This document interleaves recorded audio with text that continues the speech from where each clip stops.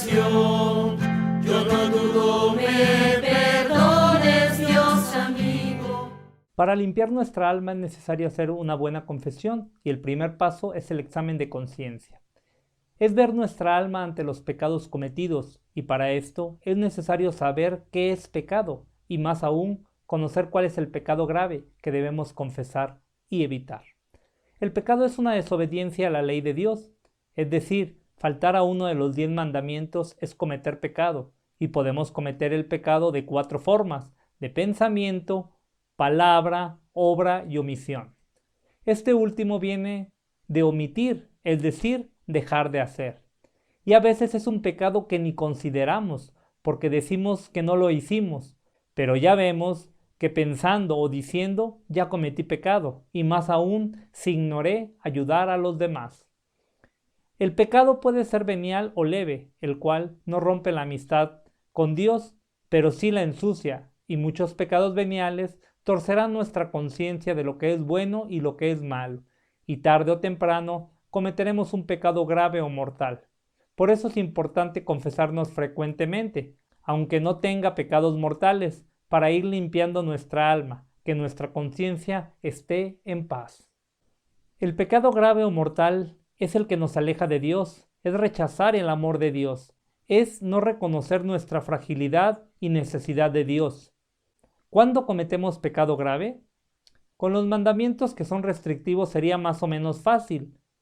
El 5.º mandamiento nos dice no matar. Si mato algo o a alguien, estoy cometiendo un pecado mortal. Pero no es tan sencillo como parece, pues no es lo mismo matar un mosquito que un perro o una persona. Veamos pues los 3 elementos que deben existir para que el pecado cometido sea un pecado grave, mortal, necesario de recibir la absolución en el sacramento de la penitencia para que sea perdonado. La gravedad del daño realizado, la plena conciencia de que es malo lo que se hace y la libre voluntad de hacerlo es lo que se requiere para que un pecado sea considerado mortal, y por eso es necesario que el sacerdote conozca estos elementos para saber si es pecado grave o no lo que hicimos. Es muy fácil equivocarnos si no aprendemos a discernir correctamente aplicando estos 3 elementos a las faltas de los mandamientos. Por ejemplo, no ir a misa es una falta al 3.er mandamiento, pero es necesario saber si están presentes los 3 elementos para ver si es pecado grave. De entrada la materia es grave si no voy a misa. El conocimiento de saber que es un mandamiento ir a misa, es decir, esto no se aplicaría para aquellos que no han realizado su primera comunión, aún sean adultos. Y el 3.er paso aquí sería el más importante, pues es saber si fue por mi propia voluntad que no quise ir a la misa, si dejé de ir por ver un partido de fútbol, alguna película o por ir a pasear, sería un pecado grave.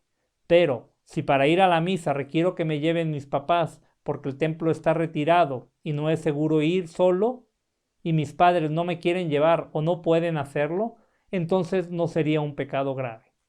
Como ves, es muy importante que cuando hagas tu examen de conciencia revises cada mandamiento para ver si fallaste alguno de ellos.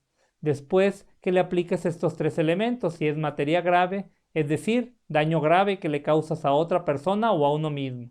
Que estés consciente de que eso es malo.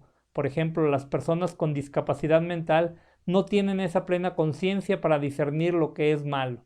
Y por último, que lo hayas realizado con propia voluntad, sin que nada ni nadie te obligue física o psicológicamente a realizar dicho acto. Y no olvides ir a confesarte. Haz tu examen de conciencia. Si es necesario, anota tus pecados en una lista. Pide perdón a Dios por haber fallado y que te dé la fuerza para no volver a pecar. Ve a confesarte y cumple la penitencia impuesta por el sacerdote, y al llegar a tu casa, destruye la lista de tus pecados, porque de esa misma forma Dios te ha perdonado y abrazado con su inmenso amor.